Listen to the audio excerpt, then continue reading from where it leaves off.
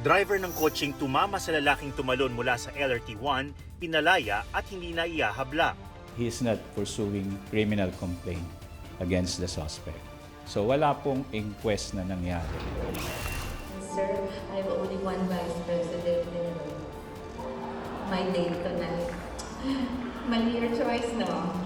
Malacanang, tumugon sa biro ni Sharon Cuneta tungkol sa maling pagpili umano ni Pangulong Bongbong Marcos ng katandem noong eleksyon 2022.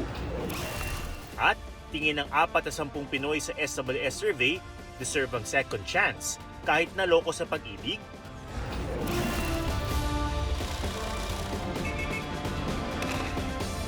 State of the Nation, 11:05 ng gabi, pagkatapos ng Never Say Die.